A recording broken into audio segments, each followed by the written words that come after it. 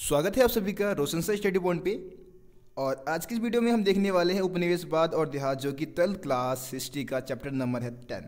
इससे हम most important question को देखने वाले हैं जो कि आपके सेकंड टर्म के एग्जाम में आने वाले हैं। तो आपको पता है कि आज सेकंड टर्म का एग्जाम जो है आपका लगभग मार्च अप्रैल में होने वाला है और बहुत सारे बच्चे इसकी तैयारी में भी जुड़ चुके हैं। और बहुत सारे बच्चे कमेंट कर रहे थे कि सर इस चैप्टर के मोस्ट इंपोर्टेंट क्वेश्चन की वीडियो जल्दी से बनाइए। तो मैं आप लोगों के लिए वीडियो बना रहा हूँ।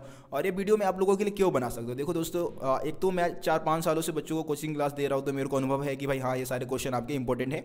इसके अलावा मैंने बहुत ही ज़्यादा रिसर्च किया है, जो भी प्रीवियस ईयर के जो क्वेश्चन पेपर है उनको देखा है, उसके बाद आप लोगों के लिए मैं ये वीडियो बना रहा हूँ।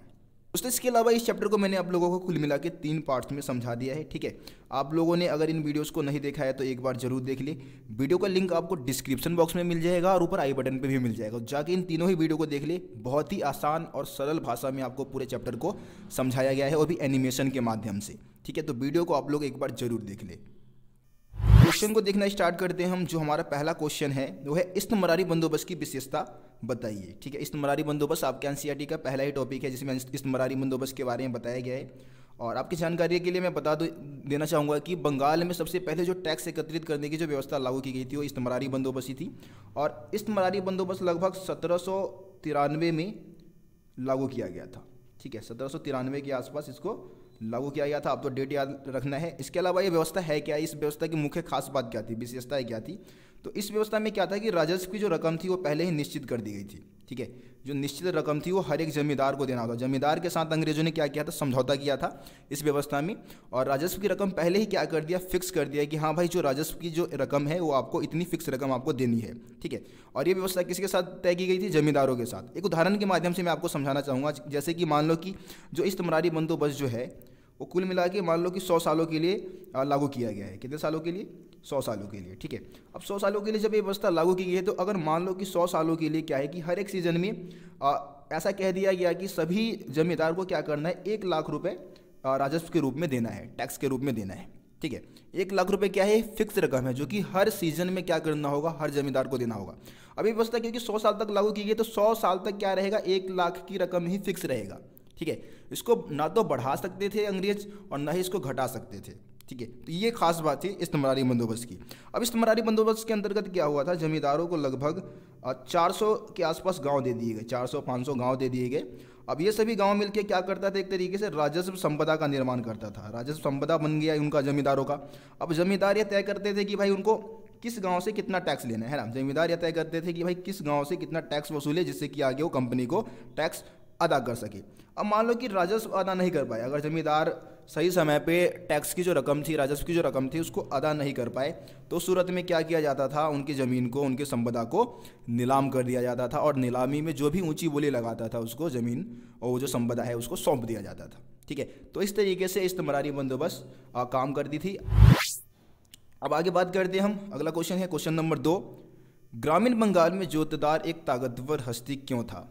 ठीक है, यहाँ पे जोतदारों की बात की जा रही है। अब इसी क्वेश्चन को 2 तरीके से पूछा जा सकता है दोस्तों। पहला तो पूछ लिया कि भाई सिंपल सा कि भाई ग्रामीण बंगाल में जो जोतदार थे वो एक ताकतवर हस्ती कैसे थे। ठीक है, दूसरा क्वेश्चन कैसे पूछा गया कि भाई ग्रामीण बंगाल में जोतदार जो थे वो जमींदारों से ज़्यादा शक्तिशाली होते थे। इस कथन को स्पष्ट करना है।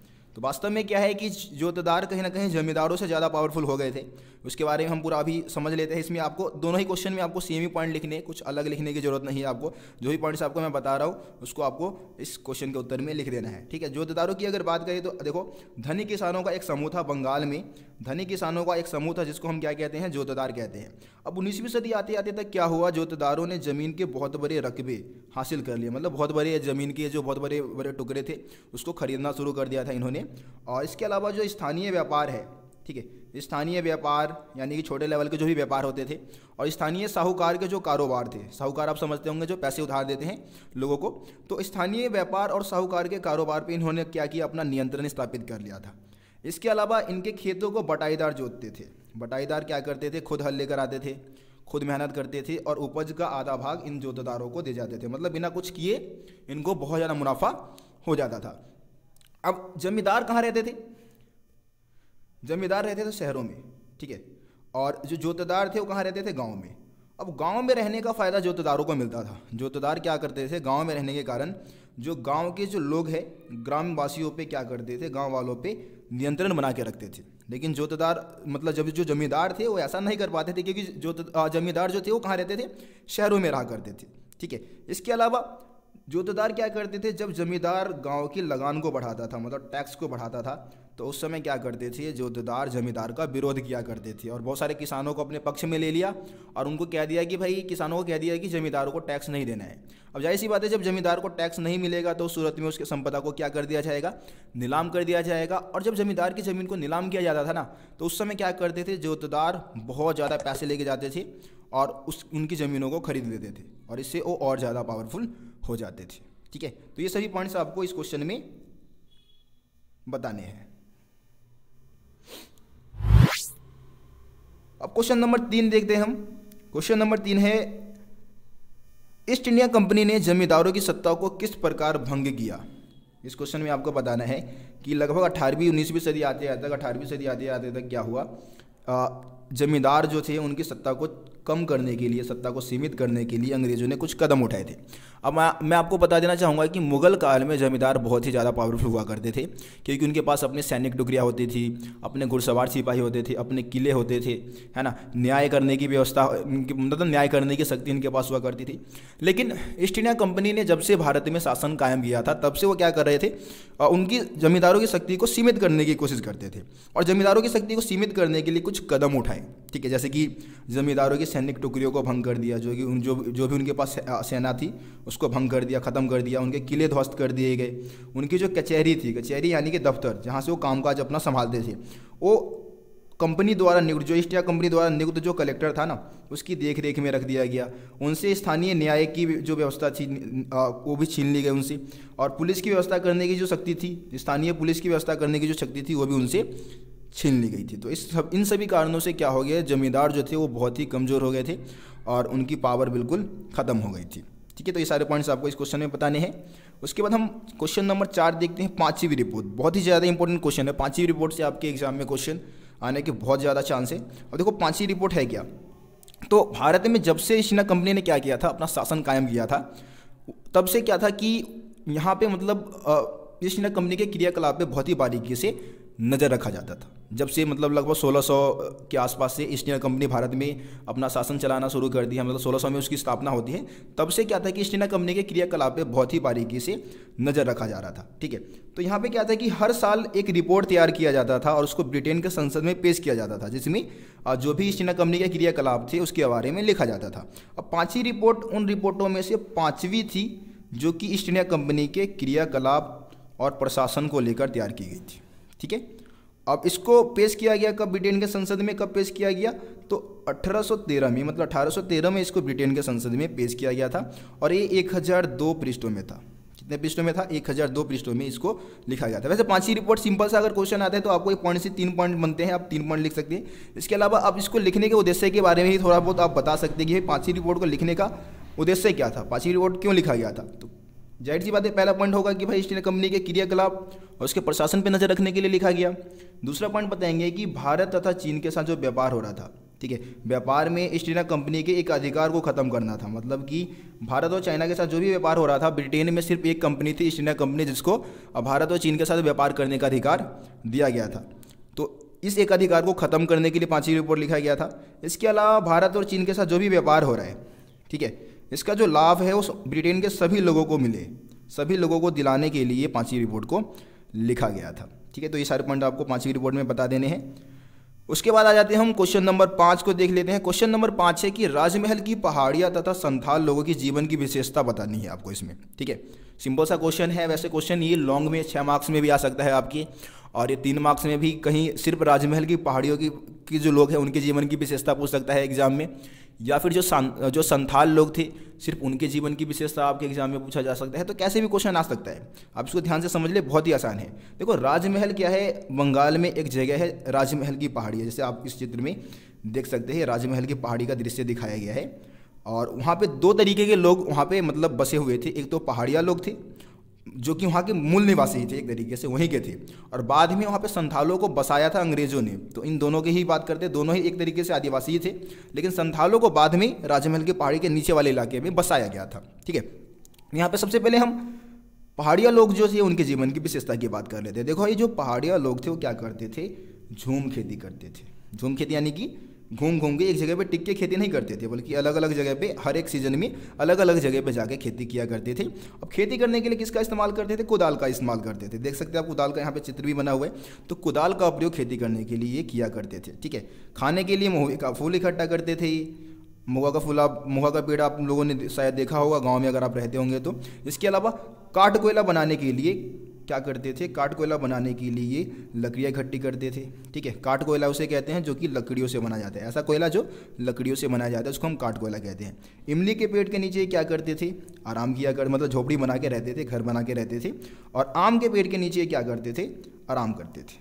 ठीक है, ये आप पॉइंट्स 6 पॉइंट आप बता सकते हैं। इसके अलावा और भी पॉइंट बता सकते हैं कि भाई इनके समुदाय का अपना खुद का मुखिया होता था जो कि इन पर नियंत्रण रखता था।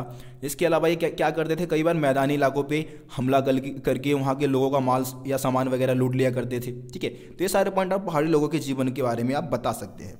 उसके बाद संथाल लोगों के जीवन की हम बात कर लेते हैं। जो संथाल लोग हैं वो क्या करते थे? पहाड़िया लोगों के विपरीत ये स्थायी खेती करते थे। ठीक है, अब यहाँ पे क्या है कि आपके एग्जाम में संथाल और पहाड़िया लोगों के जीवन में अंतर भी पूछा जा सकता है। ठीक है ना, डिफरेंस भी आपको बताने के लिए पूछ सकते हैं। तो किसी तरीके से भी यहाँ से क्वेश्चन आ सकता है। तो संथाल लोग क्या करते थे? स्थायी खेती करते थे, है ना। इसीलिए अंग्रेज इनको सभ्य मानते थे और पहाड़िया लोगों को असभ्य मानते थे, क्योंकि वो स्थायी खेती नहीं करते थे बल्कि झूम खेती किया करते थे। ठीक है, अब इसके अलावा खेती करने के लिए क्या करते थे? जो संथाल लोग थे वो खेती करने के लिए हल का इस्तेमाल किया करते थे और पूरे ताकत के साथ खेत को जोतते थे। ठीक है, इसके अलावा आप बताएंगे कि भाई संथाल लोग क्या थे? अंग्रेजों के साथ, जमींदारों के साथ लेन देन करने के लिए हमेशा तैयार रहते थे। दूसरी तरफ जो पहाड़िया लोग थे भाई वो इनके साथ लेन देन, अंग्रेजों के साथ लेन देन करने का पूरा विरोध करते थे। बल्कि कोई अंग्रेज अगर इनके इलाके में भी आता था तो उसका विरोध किया करते थे पहाड़िया लोग। लेकिन संथाल लोग इन सबके साथ लेन देन करने के लिए हमेशा तैयार रहते थे। और इसके अलावा ये कौन सी फसलें उगाते थे? वाणिज्यिक फसलें उगाते थे, व्यापारिक फसलें उगाते थे, जैसे कि कपास हो गया, है ना। ऐसे फसलें उगाते थे जिससे कि ब्रिटेन वालों को ज़्यादा मुनाफा हो सकता था। लेकिन पहाड़िया लोग अपने जीवन निर्वाह की फसलें उगाते थे जिससे कि उनका जीवन यापन सिर्फ चल सके। ठीक है, तो ये संथाल लोगों के जीवन की विशेषता में आपको पॉइंट्स बतानी है। उसके बाद क्वेश्चन नंबर 6 देख लेते हैं हम। क्वेश्चन नंबर 6 है, संथालों ने अंग्रेजों का विरोध क्यों किया? ठीक है, आपको पता है कि जो संथाल है ना, संथालों को राजमहल की पहाड़ियों का जो नीचे वाला इलाका है वहाँ पे अंग्रेजों ने ही बसाया था।